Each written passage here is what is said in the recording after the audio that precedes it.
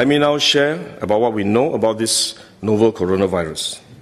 This virus comes from the family of coronavirus, which includes other viruses such as MERS and SARS, as well as the milder variants causing common cold. The medical consensus at this moment is that the novel coronavirus is more transmissible but appears less deadly than SARS. Evidence suggests that the rate of human-to-human transmission of this virus appears to be higher than that of SARS. For now, the evidence also suggests that transmission is mostly via droplets. What this means is that the virus is carried within droplets emitted from an infected person over a short distance, such as when a person coughs or sneezes. If these droplets come into contact with the eyes, nose or mouth of an individual, directly or indirectly through hands that have come into contact with these droplets, the individual may become infected. To clarify, there is no evidence currently to suggest that the virus is airborne.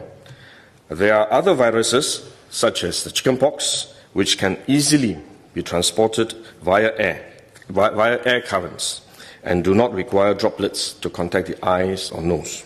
The novel coronavirus is not in this category of viruses. The novel coronavirus could also transmit through surface contact. Let me explain.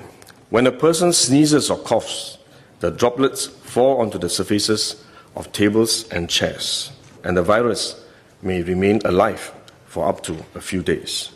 When someone else touches the surfaces of these tables and chairs, the virus can be transferred to his hands, and if he then rubs his eyes or nose without washing his hands, he may become infected. So we should wash our hands.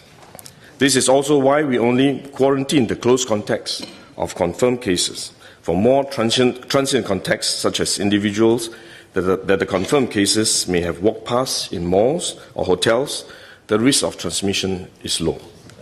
For coronavirus generally, the person is most infectious when he is displaying symptoms, or what you call symptomatic.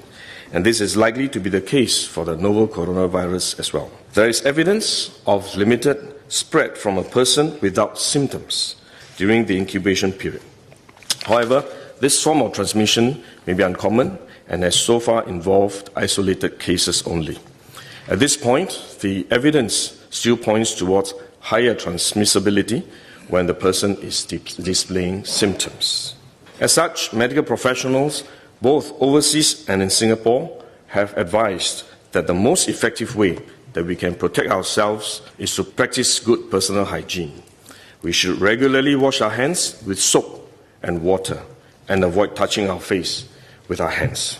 These may sound simple, but actually they're very difficult to do because all of us touch our face all the time. Even at a meeting when we have on this ministry task force, while I was speaking, I was touching my face until Minister Lawrence Wong nudged me with his elbow and said, "Stop touching your face."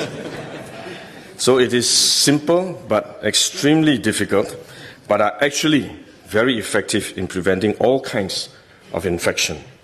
Potential infection from asymptomatic persons, in fact, is less likely to be from coughing or sneezing directly because they don't have symptoms. They are not sneezing or coughing, but more likely by touching contaminated surfaces, for which masks offer no protection. Wearing a mask when we are well often gives us a false sense of security instead, and we are more likely to touch our faces when we constantly adjust our masks, which is one way the disease spreads.